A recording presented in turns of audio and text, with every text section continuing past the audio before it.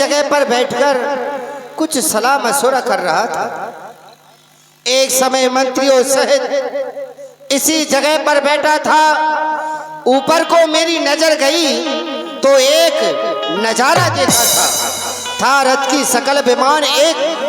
उसमें कुछ आहो जारी थी, निश्चर के बस में पड़ी हुई, शायद वो जनक दुलारी थी। निश्चर के लोचन लाल लाल जो ज्वाला बरसाते जाते थे, एक और पिघलते हुए नैन वो नीर बहाते जाते थे।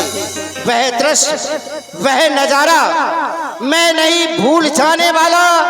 श्री राम राम कहते कहते एक भूषण इधर फेंक डाला। इस तरह से नजरों के सामने से निकल यहाँ से छोड़ गया। रह गए यहाँ पर नूपुर कुंडल, रथ दक्षिण की ओर गया। अगर प्रभु आपकी आज्ञा हो तो नूपुर कुंडलों को मंगाया जाए।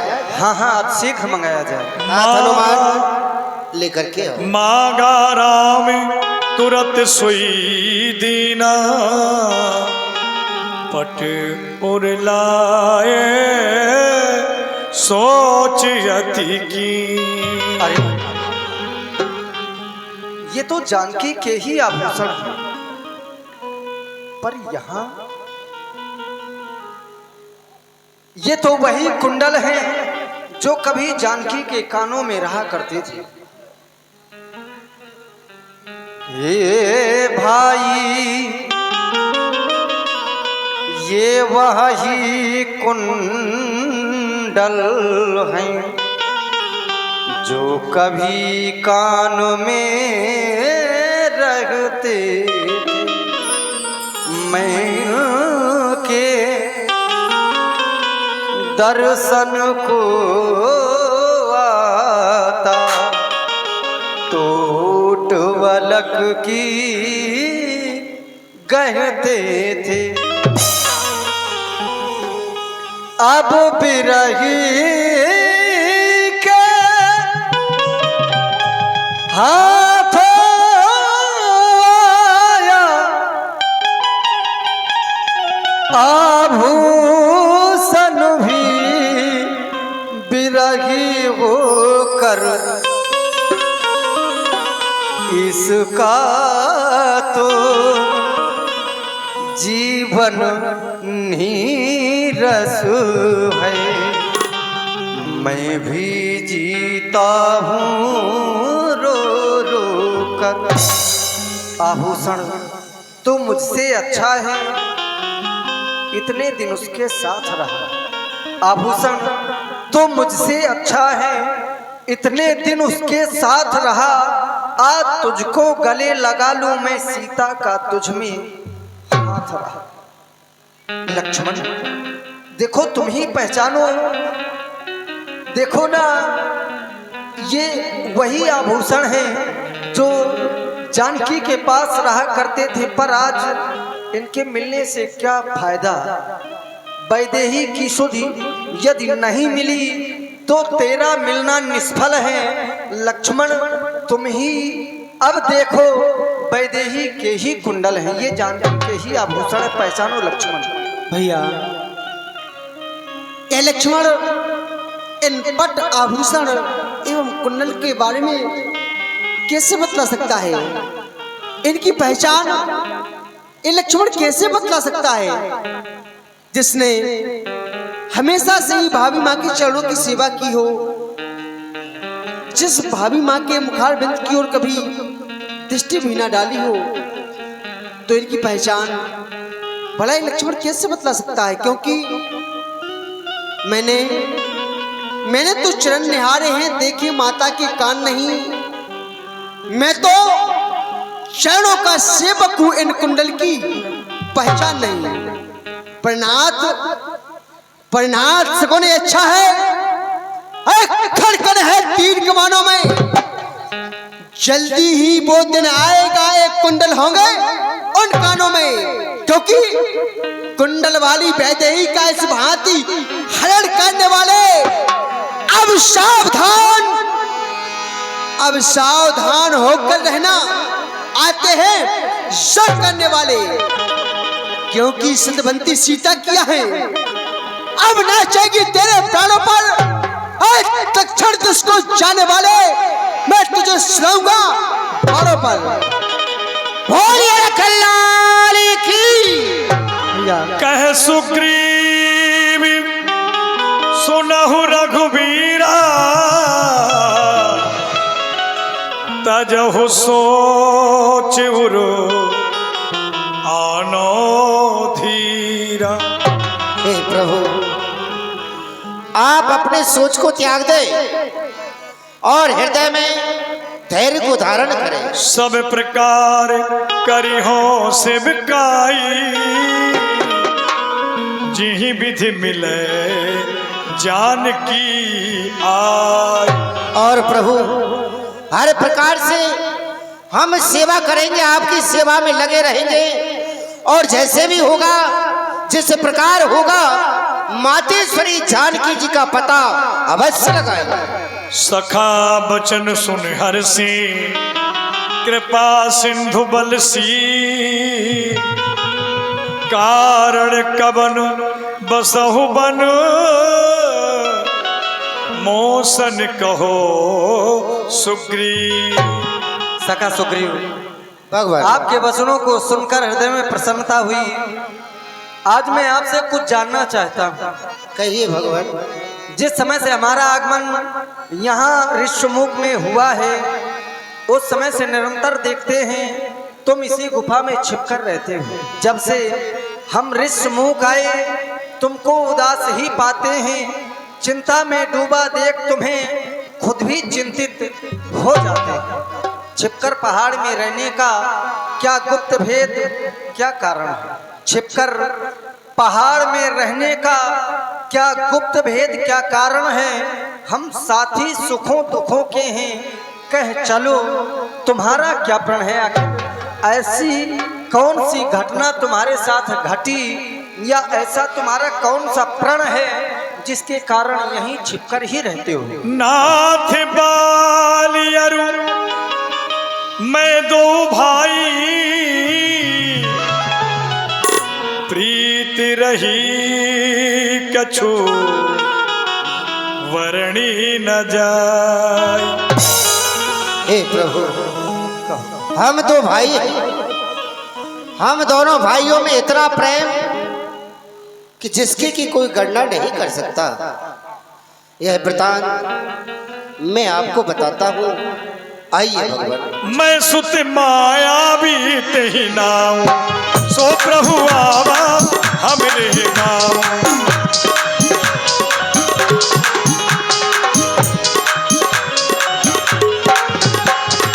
आखिर बारी सुग्रीव में इतना प्रेम होने के पश्चात भी इतनी बड़ी दुश्मनी क्यों हो गई? आइए आप लोग देखें। ये है मैं का मायावी।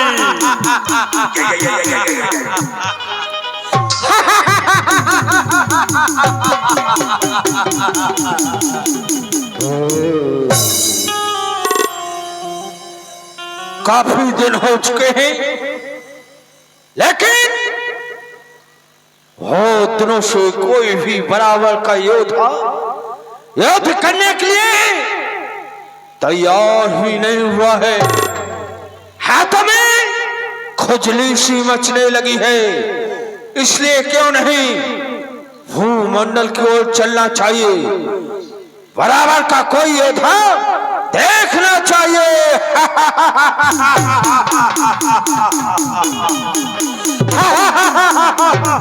पहुंच गया समुद्र से लड़ने के लिए। याद आया। खलबली मचा दिया समुद्र में। वो तो विशाल शरीर आकार वाला ये समुद्र है, जिसका विशाल आकार है। ये बराबर का योद्धा मालूम पड़ता है। इसलिए क्यों नहीं युद्ध के लिए इसे लड़काना चाहिए। ऐ समुद्र, युद्ध के लिए तैयार हो जाओ, तैयार हो जाओ। मुझसे सामने आओ और युद्ध करो, युद्ध करो, युद्ध करो। कौन?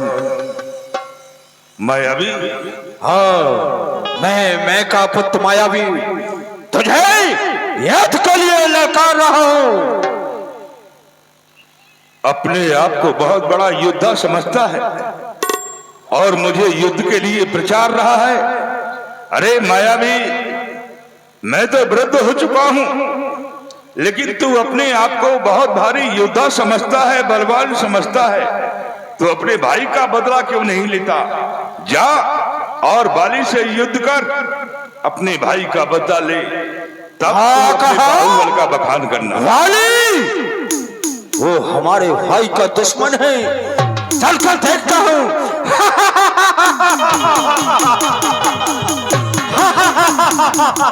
समुद्र ने बतलाया कि तेरे भाई का दुश्मन बाली है, जिसने तेरे भाई दुंदुभी का वध कर दिया था और भी क्रोधातुर हो गया मायावी और चल दिया पंपापुर के लिए। और सायंकाल को नहीं गया, दिन में नहीं गया, अर्धरातपुर द्वार पुकारा। अर्धरात्रि के समय घोर गर्जना करने लगा बाली के यहाँ जाकर के। अर्धरातपुर द्वार पुकारा, बाली रिपुबल सहे न पारा।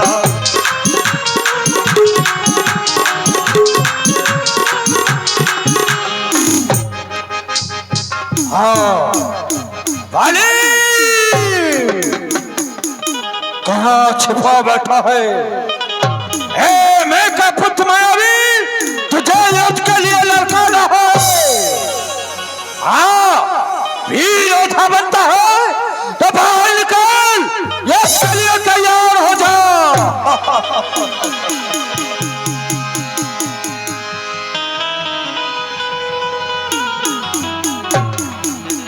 अरे सुग्रीव, ये कौन है जो आधी रात्रि के समय हमें युद्ध के लिए ललकार रहा है? किसकी मृत्यु निकट आ चुकी है? जाओ जरा देख करके आओ।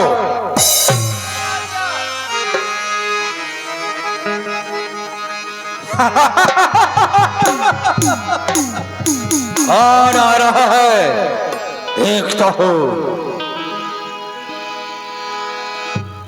अरे तू कौन है जो कि यहाँ दरवाजे पर आकर और ललकार रहा है? बार बार हमारे भाई बाली को पुकार रहा है, युद्ध की चुनौती दे रहा है। कौन है तू? मैं का पुत्र मायावी हूँ, अपने भाई का बदला लेने के लिए आया हूँ। तू भी वीर बनता है, तू अपने भाई की सहायता करने के लिए आया है, तो तुम भी संग्राम करने के लिए तैयार हो जाओ। ठहर, पहले तेरी सूचना मैं अपने भाई को सुनाता हूँ। सुनाओ, जाओ। भाई साहब प्रणाम। सुग्रीव, ये आने वाला शत्रु है, हमने तुम्हारी बात को सुन लिया है। ये मैं का सत मायावी है। समक्ष में आओ। अपने प्राणों की रक्षा चाहते हो तो यहाँ से भाग जाओ, अन्यथा इसका परिणाम बड़ा भयंकर भी हो सकता है। जिस प्रकार से तेरे भाई दुंदुभी के लिए मैंने समाप्त किया, ठीक उसी प्रकार आज तू मेरे हाथों से मर भी सकता है। तेरी ये भूल है, तूने बराबर का योद्धा न जमाना पाया है। अपने भाई का बदला लेने के लिए ए भाई तेरे पास आया है। अरे हमें मिटा सके ये जमाने में दम नहीं। ये जमाना हमसे है लेकिन हम जमाना से नहीं। मैं भी आज फलक काटूंगा, तेजे से सरारा साले भुला दूंगा। हमारा जोश में आकर सर ठोकर से उड़ा दूंगा। कसम में इस दुलारे की तेरी हस्ती मिटा दूंगा। इसी की नाक पर बैठा कर कई चक्कर चला दूंगा। मायावी, तुम भूल रहे हो कि किसके समक्ष में खड़े हुए हो। ये शेर शत्रुताई करता है मगर गजराज से, अरे धूल की क्या औकात है जो लगे सर के ताज से। यदि तेरी मृत्यु निकट है तो कोई बात नहीं, शमाल अब तेरी मृत्यु के करीब आ चुकी है।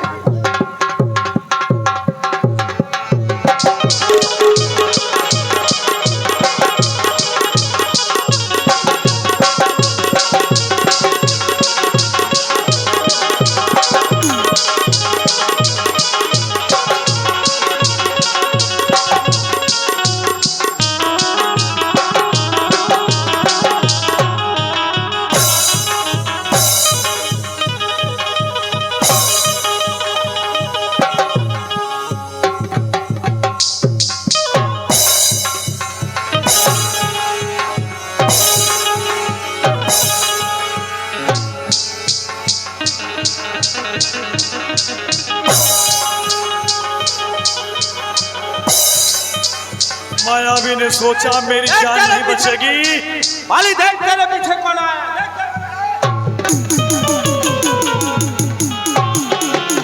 ठहरो भाई साहब, ये था ना इस गुफा के अंदर चला गया है और आप अकेले जा रहे हैं, मैं भी आपके साथ चलूंगा। नहीं सुग्रीव, तुम्हें नहीं जाना है, मैं अकेले ही जाऊंगा, लेकिन तुम यहीं पर रहो क्योंकि इसकी मृत्यु अब निश्चित हो चुकी है। ये आज नहीं तो कल युद्ध करने के लिए पुणे आएगा। फिर ऐसा कहते हैं कि फोड़े को पकने से पहले ही नष्ट कर देना चतुराई है और शत्रु को जीवित छोड़ देना ये सबसे बड़ी बुराई है। इसलिए आज इसका अंत करके ही आता हूं। तुम 15 दिन तक इस गुफा के दरवाजे पर मेरी प्रतीक्षा करना।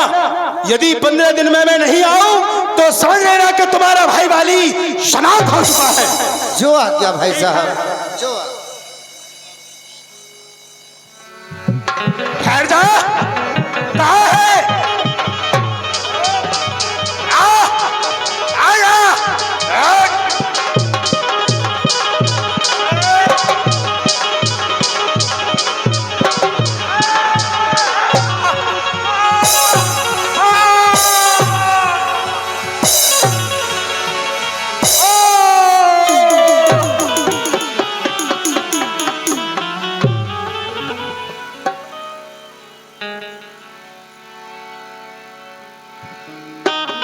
पंद्रह दिन के पश्चात उस गुफा से रुधिर की धारा निकली।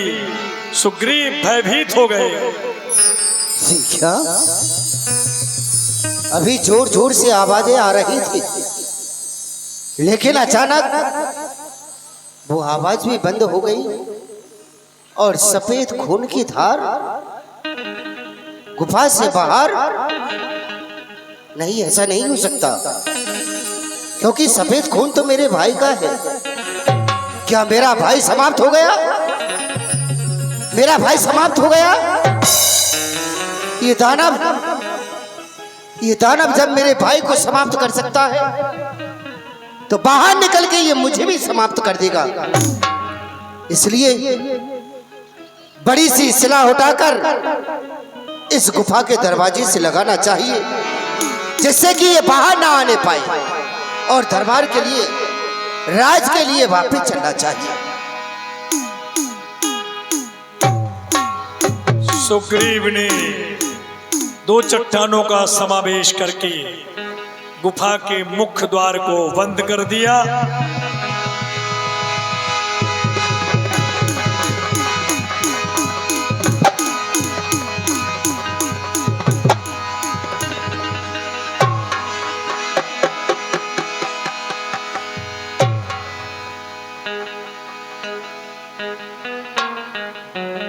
मुख्य द्वार था वो बंद हो गया है।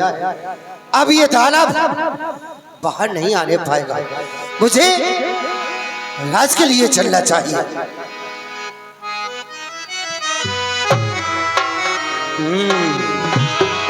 इस मायावी को तो मैंने समाप्त कर दिया है, किंतु गुफा का दरवाजा दिखाई नहीं देता है।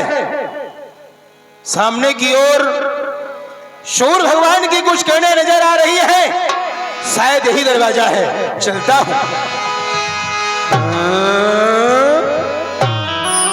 इस दरवाजे पर तो भारी एक शिला लगी हुई है, बाहर सुग्रीव होगा, आवाज देता हूं, भाई सुग्रीव,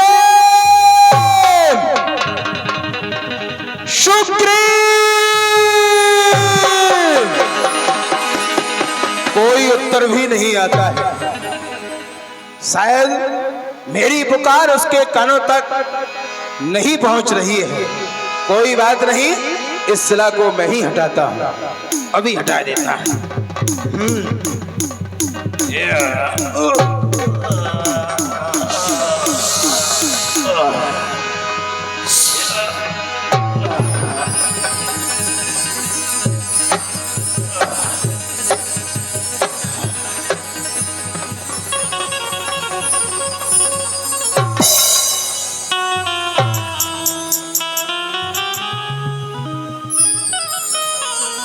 लेकिन यहां तो सुग्रीव है ही नहीं, कहां चला गया?